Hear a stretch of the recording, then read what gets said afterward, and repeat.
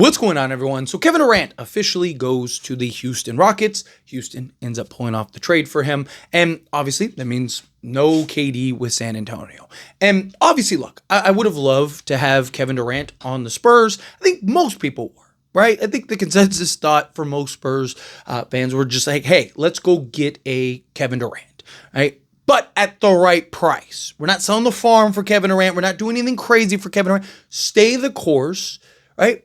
But if you can get Kevin Durant at a reasonable price that makes sense, then yes, go get Kevin Durant. And, you look at kind of Houston's package and it's like, San Antonio couldn't have just maybe upped it slightly. But at the end of the day, one of the things that I talked about very heavily was going and getting Kevin Durant means you're all in. That's it, right? You don't go trade for a 37-year-old, top 15 player. Don't get me wrong, he's still fantastic. But you don't go trade for a 37-year-old to then carve this out for the next 3 years, right? You look at the Houston Rockets, they're all in now. They're probably going to make other trades. They're probably going to go make other moves. Right? There's already talks and reports about them trying to do some other things because they're all in, right? You don't have 3 years to hope all these guys grow and develop into, the talent that you need so that way now Kevin Durant can lead them to a championship. No, you need to do that now. And the Spurs would have been in that position, right? So yes, even if the Spurs would have been able to land Kevin Durant at a reasonable price, right? Or a fair price, chances are you're still going to have to go make another significant move or two, and you're probably going to lose some pieces and players that you didn't want. You might have to go trade a Stephon Castle or Dylan Harper or something like that at that point, because again, you don't have 3 years for them to figure it out. And so with Kevin Durant, like I said, Kevin Durant, I don't believe added to the Spurs team elevates them enough to true contender. Could the right matchups, you kind of get the ball to fall your way a couple times when you're in the conference finals or something, sure. Right? Like stranger things have happened. Could you maybe go on like an Indiana run? Sure. Things happen. I think it's a lot harder in the West than it is the East, but still, could something have happened in which you've been in the conference finals at least? Sure. But I don't think that San Antonio would have been looked at as a top 3 to 5 team in all of basketball. Maybe it's possible. What does De'Aaron Fox look like? Can he contribute to winning? Right? Because that was a big question with him in Sacramento, and then he goes to the Spurs, and they actually have a worse win percentage with him. Right? So you go, can he kind of figure some stuff out? What does Stephon Castle look like in year 2? Right? If you keep Dylan Harper, what does Dylan Harper look like in year 1? What does Victor Wembanyama at 245 look like in year 3? If Wemby clearly is a top 5 player in all of basketball, and then, De'Aaron Fox is just fitting in seamlessly, and Dylan Harper looks every bit like the guy you expect him to be, and Stephon Castle, particularly his three-point shooting, starts taking some strides, and all of a sudden you look up and it's like, man, this team might be able to do it. Yes, that's a possibility. Yes, there is a path and a version of this where you add Kevin Durant and you are one of those teams. But realistically speaking, I don't think that would have been the case. And I feel the same way about Houston, right? I don't know how much better Houston is with Kevin Durant. Are they better? Of course. You're adding Kevin Durant, right? Jalen Green was inconsistent. I get that. But he was still a very good basketball player when he was on and was their scorer, right? He was their best scorer. He's the best offensive option that they had. And Dylan Brooks provided toughness, defense, and scoring and shooting for them.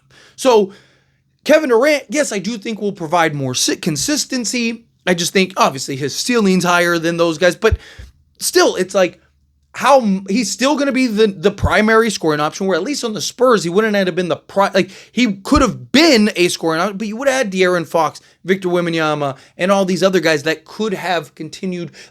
Kevin Durant could have a bad shooting night, and the Spurs could still go drop 120 to 130. Right? I don't really see that with Houston.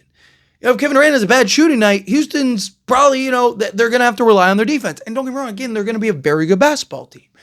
But with the Spurs in particular, I think that Kevin Durant wouldn't have had to be great all the time. Where I think on Houston, he's going to have to be great all the time if they want to take that next step to championship, right? But again, we'll see what Houston does. They kept all their core pieces, so they might go make another move. They might have to, again, because he's 37 years old. You can't wait and give it 3 years to figure it out because he's 37 years old. By that point, he's already retired and moved on. So again, yes, I would have loved to go get Kevin Durant. If you could have landed Kevin Durant, it would have been a ton of fun to just see what would he have looked like on the Spurs team. What would he have done as far as like the growth, development, and success of Victor Wembanyama, right? Because Victor Wembanyama, he wants to be more Kevin Durant-like than he does Hakeem Olajuwon. So what does he look like with KD, right? That might have been something fun. But at the end of the day, again, it would have put the Spurs in a very tough spot, right? Because you have to pick a direction, right? You have to pick a lane. You have to pick a path. You can't go, we're going to go trade for Kevin Durant, but also we're going to maintain our youth and inexperience and develop these guys. It just doesn't work that way. If you're all in, you're all in. If you're trying to go win a championship, you're trying to win a championship. You can't have this, oh, we're going to do this and then, but, try to make, it just doesn't work, right? So getting Kevin Durant would have put San Antonio in such a tough predicament because they would have had to make some tough decisions. They would have had to, there would have been that conversation like, okay, like, do we trade Castle? Do we trade, Dylan Harper? There we go. All of these things, there would have been those genuine questions to that because again, you would have been in this win now state. Right? Now, again, that doesn't mean that you necessarily trade him immediately. You still wanted to wait for the right trade, but you're actively exploring that where right now you're probably not. Right now you're probably not fielding calls for these guys. Right now you're probably just in the mix of stuff. Right? You're just kind of letting things develop and play out the way that they develop and play out. Right? You're just kind of going with the flow. You got the alfalfa, sticking out right now. But my point is that like that's where you're at. Right? If you go get Kevin Durant. If you go and end up staying the course like you are, then now you're in the process where you can develop. I do think you still kind of want to, sooner rather than later, right, compete and try to win because you do have a 28-year-old De'Aaron Fox, or will be 28-year-old, right? So I do think there is a little more pressure than there would be otherwise, but still, like you have more time. You can spend a year or two trying to figure this out. Now De'Aaron Fox is 30 and you're in good shape. It's very different again when you're talking about like Kevin Durant. So to me, I prefer this route because you have a clear path and course rather than kind of this mucky gray area. But also, if that opportunity presents itself, you can go seize that, right? If the opportunity presents itself, you can go make that happen, right? So again, an De'Aaron Fox trade was an opportunistic trade. So if that next opportunistic trade ends up rearing its head, you can snatch it, right? And then not have to sell the farm to go get a guy. Or, maybe that by that point you've kind of made a decision. Maybe at that point you're like, you know what? Hey, Dylan Harper, he's not going to be able to develop and grow the way we want it to, right? So maybe you're looking to trade him, or maybe you're trading De'Aaron Fox, or maybe you're trading Castle. Like who knows? Who knows what this team looks like in a year or two, right? Like the NBA is so much moving parts, and it's madness, right? So I think that if the Spurs would have landed Kevin Durant, they would have gotten caught up in that emotion of like, hey, we can't stop here.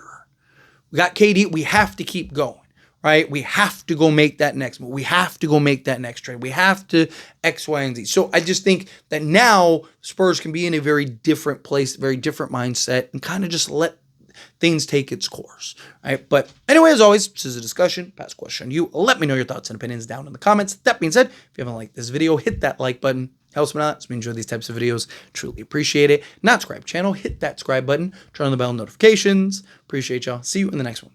Thank you.